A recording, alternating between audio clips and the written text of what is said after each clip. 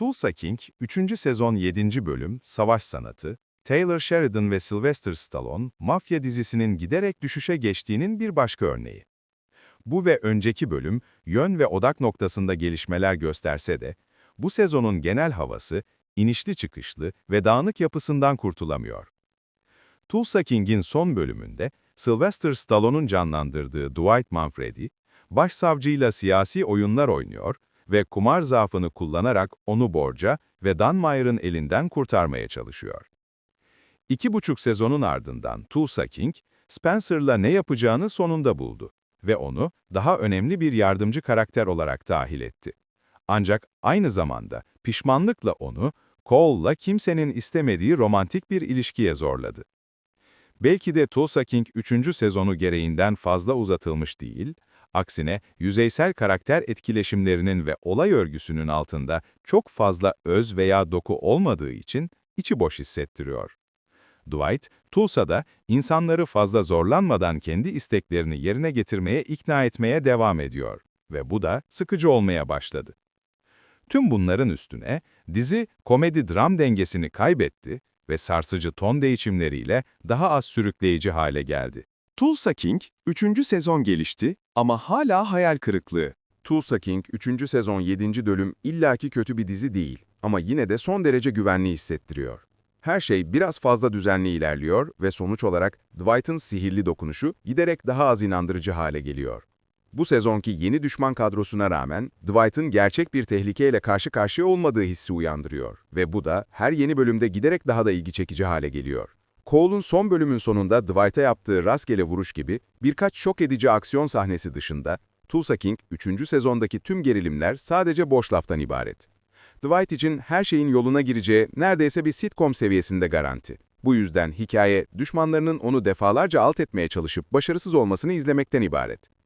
Quiet Ray'in ortaya çıkmasından sonra Tulsa King 3. sezonunun değişeceğini gerçekten düşünmüştüm ben.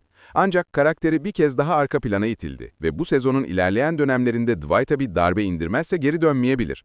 Dwight, etrafındaki herkese o kadar gerçekçi bir tonda konuşuyor, adeta sohbetin ortasında felsefi bir şeyler söylüyor ki, izleyiciler onun söylediği her şeyin gerçekleşeceğini tahmin edebiliyor ve bu da sürükleyici bir drama yaratmıyor.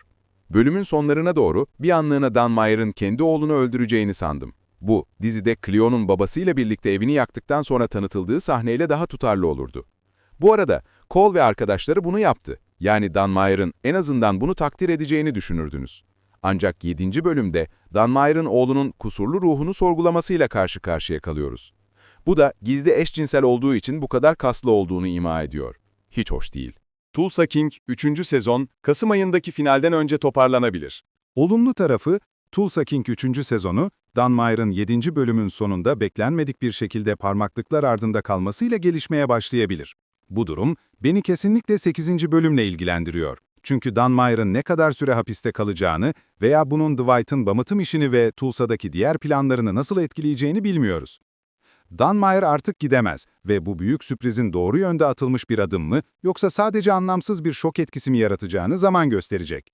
Eğer Dwight gelip başsavcıyla olan yeni bağını Dunmire'ı hapisten çıkarmak için kullanmaya çalışırsa, bu neredeyse başarısız bir sezonda hayal kırıklığı yaratan ve sıkıcı bir gelişme daha olacaktır. Ancak bu çeşitli yan hikayelerin bazılarının boşlukta kaybolup gitmesi mantıklı olurdu. Çünkü bir süredir Tulsa King'in bu sezonunun kaldırabileceğinden fazlasını ısırdığı hissediliyordu. Umarım Tulsa King 3. sezonunun son 3 bölümünde savaş sanatı hakkında daha az konuşulur ve bunu gerçekten gösteren daha fazla aksiyon olur. Bu sezonun gidişatına bakılırsa, Samuel Jackson'ın Nola Kralı olarak ilk kez finalin jeneriğine kadar görünmeyebiliriz.